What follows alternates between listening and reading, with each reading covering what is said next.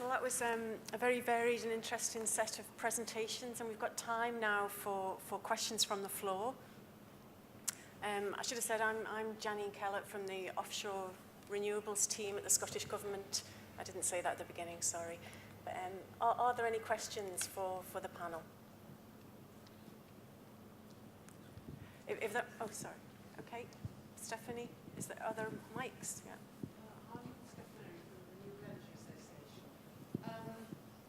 Steph Murray from the Renewable Energy Association. I'd like to go back to this question of grid. I know this is supposed to be a finance, but actually the two, finance and grid, are very heavily connected. John Simpson, you talked about the report that the Crown Estate wrote last year, looking at the 4 key barriers to taking forward the Pentland Firth projects, and they were these were barriers which we had the possibility of holding up a project by more than 2 years, and one of them was grid. Now, what I would say is that grid connection is going to be actually a showstopper for marine energy. If project developers aren't able to sell their product, then nobody's going to invest in them. And what my question to the people on the panel here is, what can we do about this? People like the Crown Estate, the ETI, are in a position of influence with government. What are you doing to persuade government that we have to do this? Because, John, you also said people were reappraising their projects. I had an Ocean Energy Group meeting 2 days ago, and let's redefine, it wasn't reappraising, it was putting them on hold, because they know there's going to be no decision made about this connection to Orkney until 2019 at the earliest. And then how long will it take to put the grid connection in? We have to do something about this. So, yeah, the question is, people, I know EMEC are trying very hard, they're doing a lot of work to try and get this solved.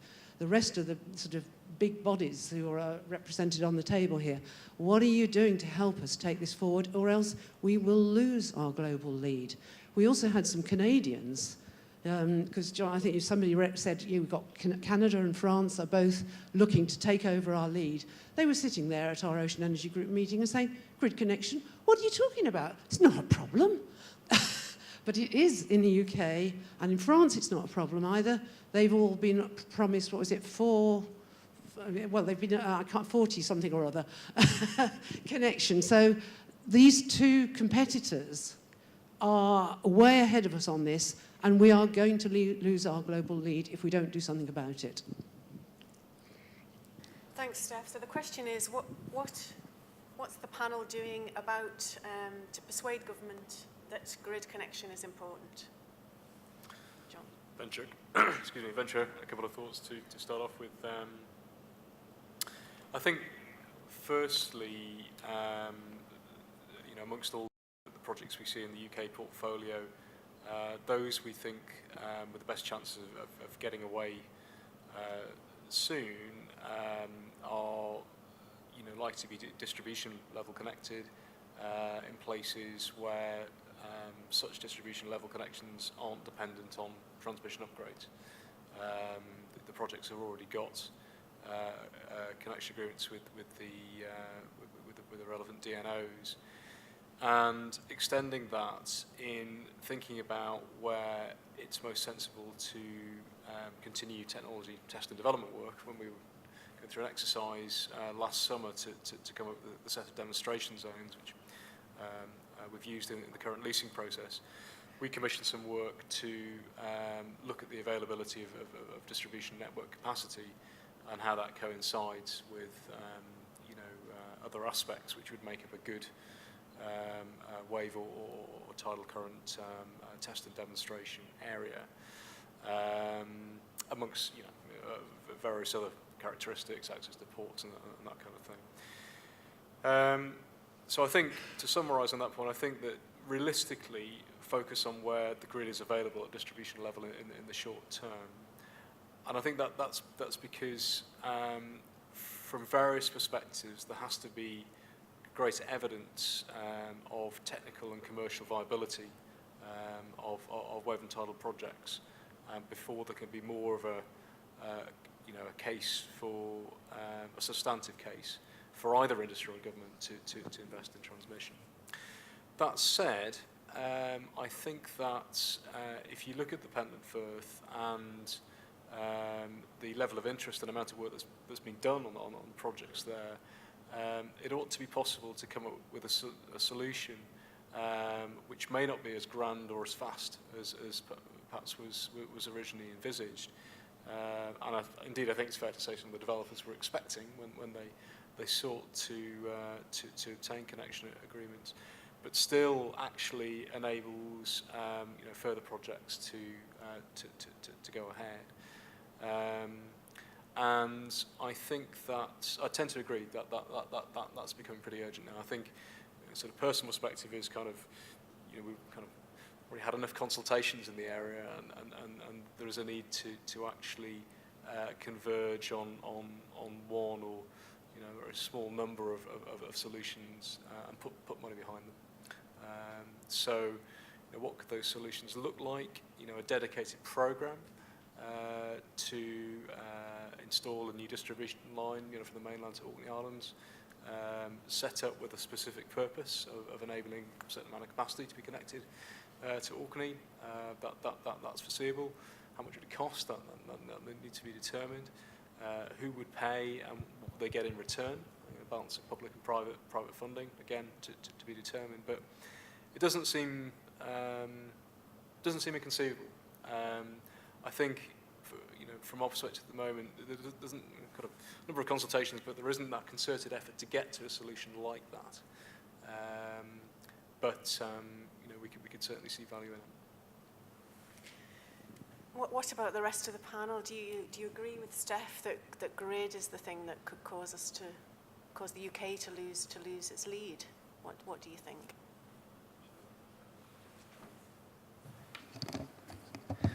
Well, I can sort of give you a couple of examples of sort of the challenge and the solutions that we're looking at in the southwest specifically. So the southwest has a good population, a grid close to the coast, but we have a challenge where the grid is limited by thermal and voltage capacity. So we're essentially at capacity.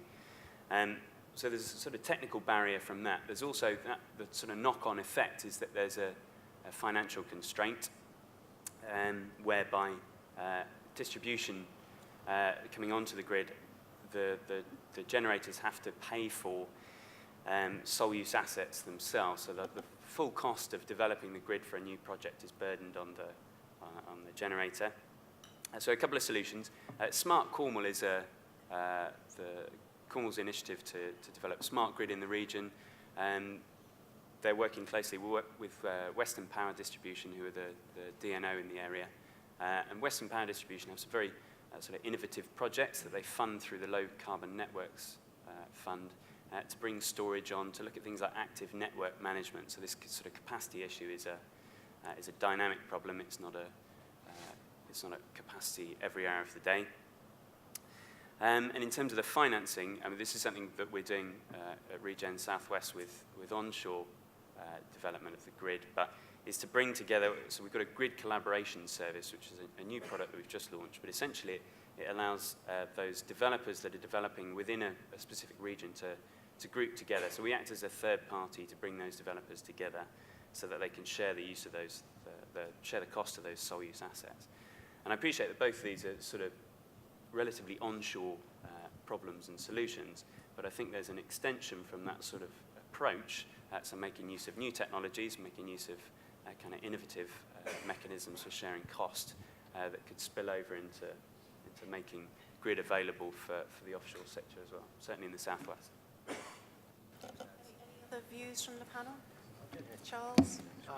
I'll just add one thing, if I may. I do know, and as does Steph, that the grid are acutely aware of this, and occasionally it's a matter of bowling some fast balls at them. And we actually suggested to them they considered the possibility of a secondary market. In other words, if people are sitting on connections they're not going to be able to use for a while, whether or not there'd be any justification in the connection being split and sold on. Clearly, there's an economic implication for that. I'm not convinced that was particularly welcomed by National Grid, but it has at least got them thinking. But it is a real issue, which I think probably all of us on the panel would agree is a fundamental challenge to the industry that has got so far to date, and this one needs to be knocked down and sorted. Obviously at EMEC we're working in the most constrained circumstances as far as grid is concerned. So much so that currently we're just on the cusp of completing an engineering study to look at alternate ways that we can boost our capacity to take energy from our clients, because EMEC is always open. It's not shut because of grid or anything else. And we're looking at combinations such as battery, hydrogen. The only constraint with hydrogen's very possible right now, great thing to do. The only constraint on it is to use it in a way that will allow the power providers to receive ROCs for it. So we have to make a case that fits with Ofgem's perception of how we can produce hydrogen in larger and larger quantities and thereby absorb the energy and make use of it in a proper manner. So that means new industries coming up. But we're heavily constrained by the fact that the grid operator in the Orkney area claims that there is no business case for more cables, and furthermore that when the suggestion of a private cable, which is another option that gets talked about, come up, 30 megawatts, private cable, that costs $1 million a megawatt. Now the DNO won't pay for that. That's got to come from the people who would put the 30 megawatts down it. And the next thing they say is, and of course most of the marine community is not credible to contribute to that at this point, because they won't fill it effectively. That's what the utility says. So the only people who might be credible are EMEC. So we're having to think about, can we sponsor? We don't have the money for that, but maybe if we take it on, there can be some clustering and a possibility of trying to fill 30 megawatts and have a private cable which should get us over some of this interim. And I'm afraid we just have to go for these solutions, because it will take years of negotiation to move the utilities and the governments away from their current positions. A lot of people don't know quite how to deal with it. The regulator, Ofgem, is very constrained. So we've got to deal with those things. We've got to come with workaround solutions in the meantime, which is what we're doing at EMEC. Okay, I think we'll take more questions from the floor. I think there was another one down here. No, this gentleman here. Hi, my name's John Moffat. I work for Scottish Power Energy Networks and Innovation Team, and it's not a question for the panel, it's actually in reference to Steph there. It's a great question, probably best reference to the grid session at 13:30 as part of the Accelerating Renewable Connections project that SPEN are undertaking. A part of that is commercial innovation, and we're working with National Grid on an exporting grid supply point and linking projects, getting them in quicker, so that the revenue from the developer comes in, whilst linking it to the reinforcement on the wider transmission system, so that investment can also be made, because you can pay your money up front, but you'll still have a number of years whilst that is built, and those are just sort of the hard facts at the moment. So I commend Grid Session 2, 13:30, with my colleague, who will be Ewan Norris, on Accelerating Renewable Connections. Thank you. We've got another question here.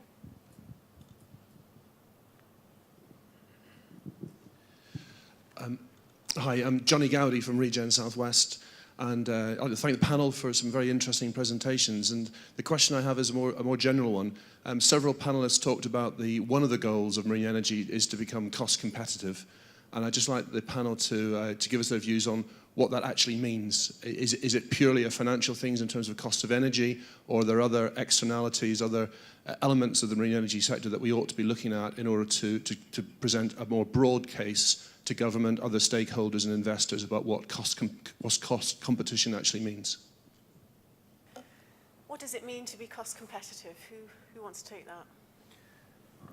Andrew.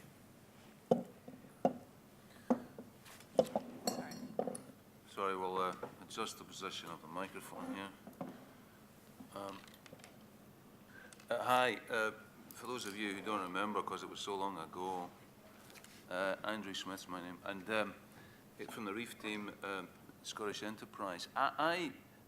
You know, we invest in projects, and I think getting the energy that's produced from marine projects down to a cost of energy is a great aim. But for me, there's a few bits and pieces we need to do before then.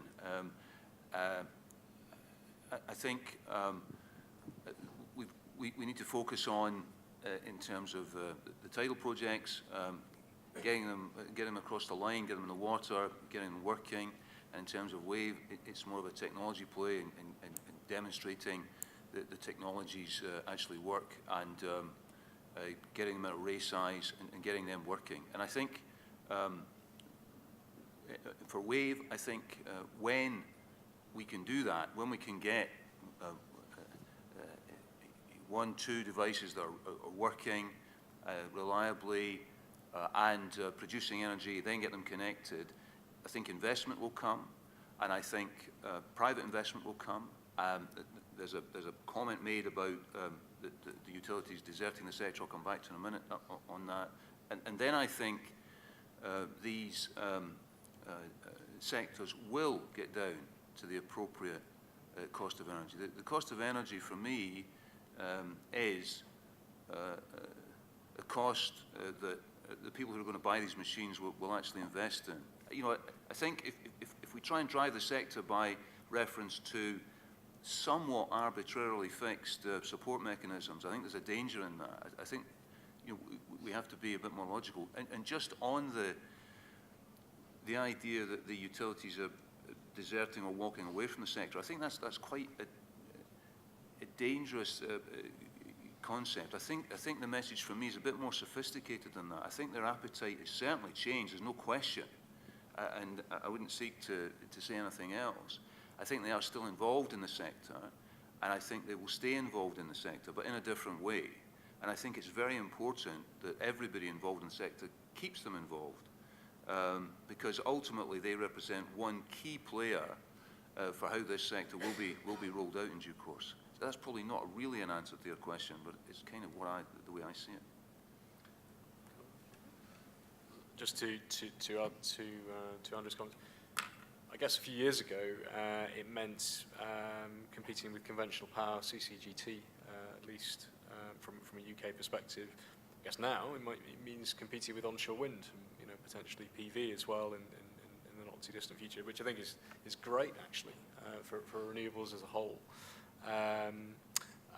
But you know, moving goalpost, and you know, I guess we'll continue to see changes in the least cost form of energy in years to come. Hopefully, it'll be one or more renewables that are least cost.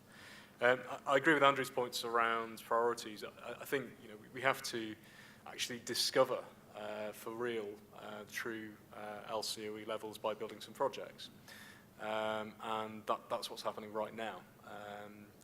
Some of my team working on the due diligence and first arrays are looking at this very hard.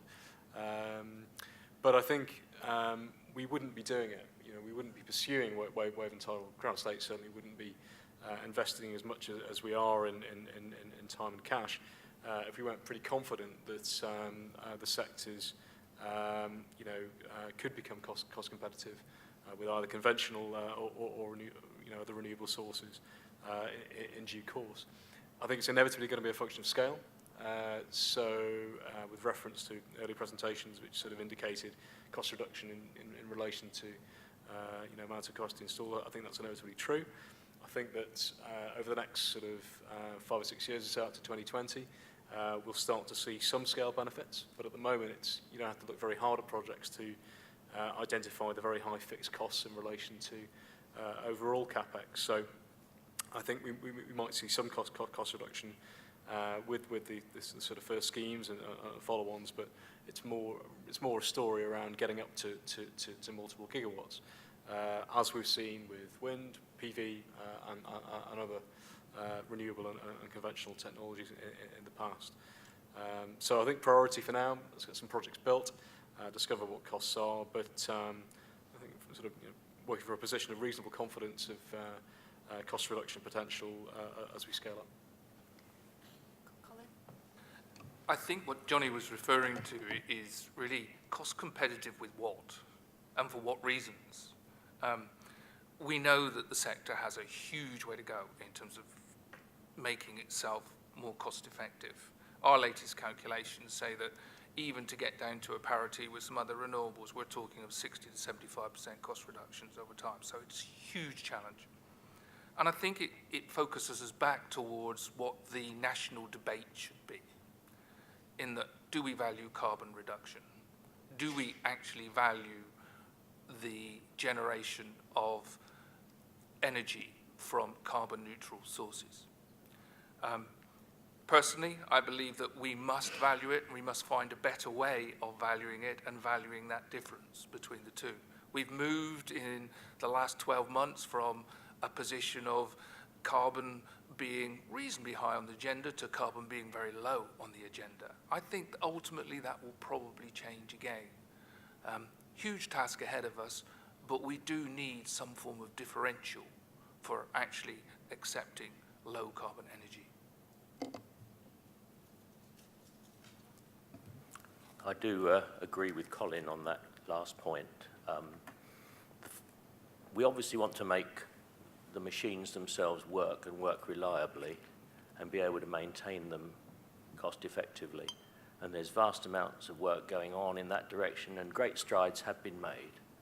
There's no doubt that things are improving, and some technologies are coming through and showing themselves to be quite potentially very reliable.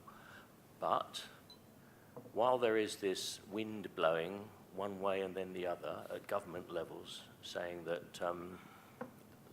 these green taxes are really what's damaging the poor consumer who can't afford another £1 a week to secure our energy supplies into the future, that really doesn't help. That doesn't help the investment community get a consistent feeling from government that this is a direction we're going in. We can afford to look at this. We can afford to take a modicum of risk in order to get further along the line.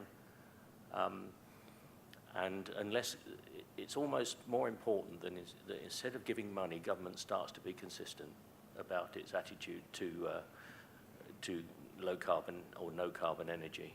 And if we could get that and get an atmosphere where investors were able to look to help us improve, there'd be an aggregate of a lot of small things.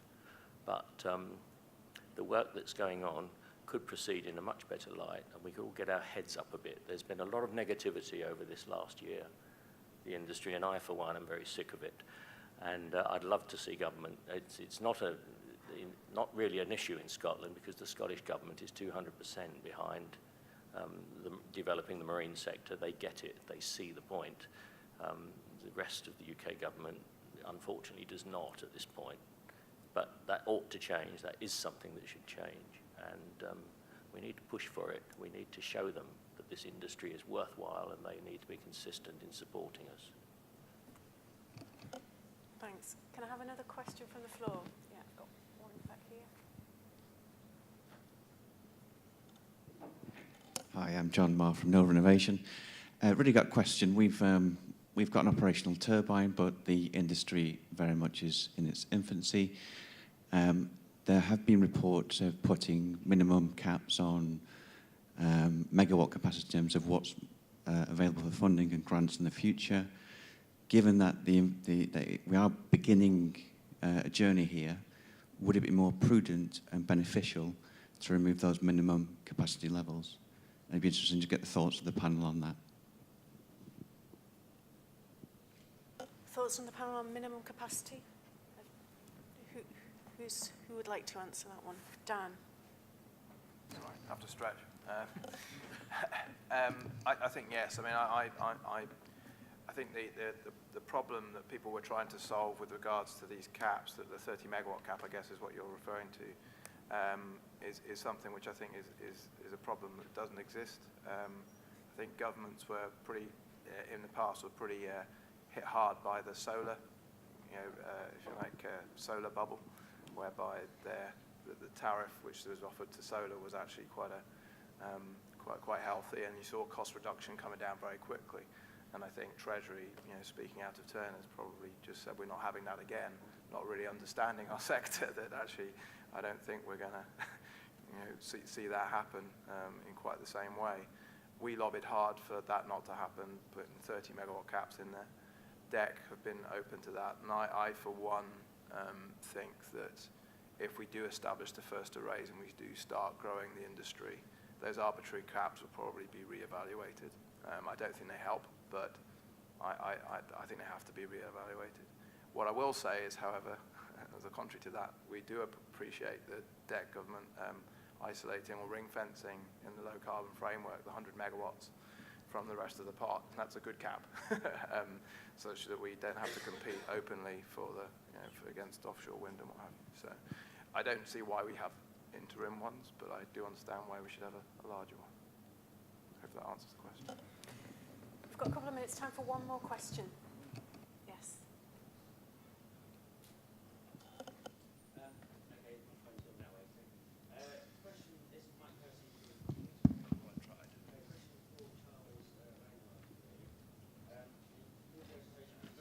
Oh, okay. Sorry. It's Mike Hersey from Helix Wave Energy.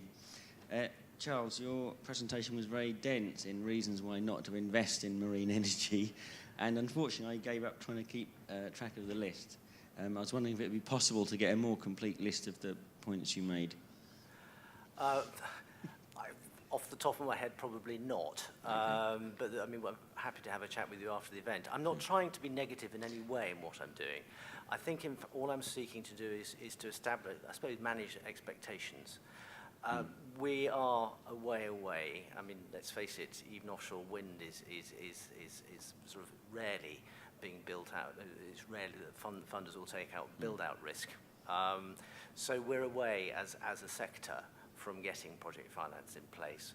For the investment community, I said there are people, and clearly there's one standing to my right who's a beneficiary of certain funds and other individual investors that will back the sector. They do exist, but I think it would be rash to give the impression that the taps are on.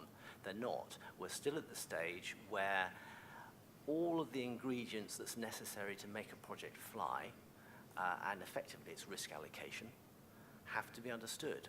When they can be understood, you will then see an exponential growth in the interest and the beneficial circle that Dan mentioned during his presentation, because there's no doubt about it, once people understand the risks involved here, can allocate them in a cost-effective fashion, this will be like every other form of renewable energy. There is no reason why the marine sector should not be growing, contributing, acting as a balancing factor to other renewable technologies. It has a broader role to play. It's just that from an expectation management perspective, there are a number of hurdles that need to be dealt with before you're going to get the resources of the financial community pouring in to support you.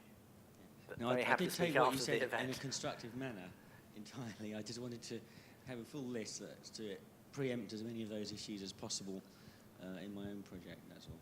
No, I'm very happy to have a chat. Yeah, please do. I'd just like to comment on that myself as well. I think what Charles has said is absolutely right, but I think it refers to a particular section of the investment community. And I think, again, that there's a danger about messaging here. There are people who are looking at the marine sector and are looking to invest in it. Now, there's not many, and they're all over the world, and certainly right now for Wave, it's beginning to look like a major public sector play. All that is true. But I think to design what we're doing right now and what the sector needs needs right now against a conventional investment market, against a market that wants returns, and all the different types of investors you described, is dangerous. You know, I think we have to be aware of what it is, cognizant of the fact that private money's been in there, and as I tried to allude to in my brief chat earlier, it's actually quite surprising how much private sector money has gone in today, in a way, being the stage that the industry, the marine industry is at.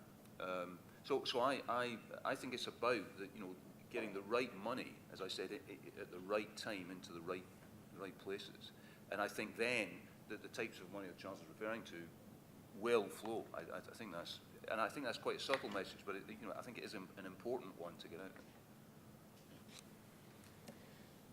Okay, thanks very much. I think to wrap up, I've got one final question for the panel. We heard from Dan that this is a sector that has great potential for investment, and so I'd like to hear from the panel. I want to know, how do we entice the major players back in or keep them interested? I want to know what your seduction strategy is. So can each member of the panel give me your best chat-up line? Dan. I'll start. Reliability, I think. It's got to work, and that's the start, and it just doesn't break, and then because what breaks the model is the operations and maintenance and the ongoing cycle. So essentially making sure that when you put the turbines down there, they stay there and they keep working, and then the rest, I think, will come. Stuart, your seduction strategy? Well, I must admit that I'll differ a little bit and prefer to go for significant amount of capex reduction, get things working, and let's get the reliability as well. I'm not going to ask for much. Charles? I stay with reliability because fundamentally that is where everything is going to flow. And in particular point of view, risk allocation insurance, once people understand the risks, then of course that can be managed in a positive way. So I sort of reliability plus. I think consistency and establishing and maintaining a real market pull. Ian? Stuck record, but reliability is key. This sort of next 5 to 10 years, as we build out those smaller projects, developing credible track record for reliability that we can then hang our insurance on is key.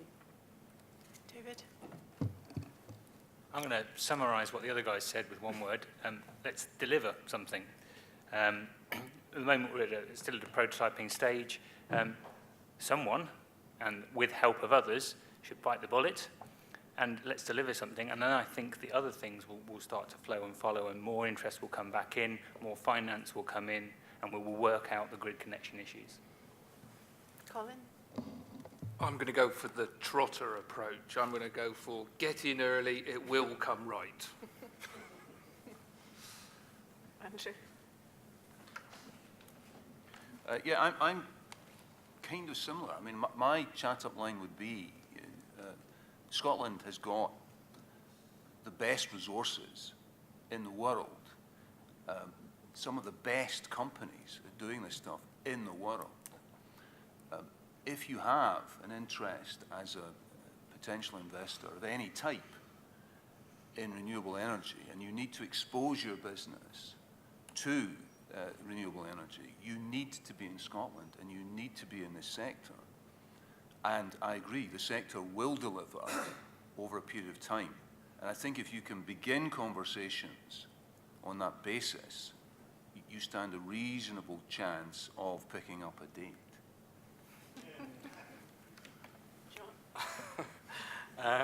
Well, the serious question, I think I could concur with delivery, but agree with everything that's been said as well.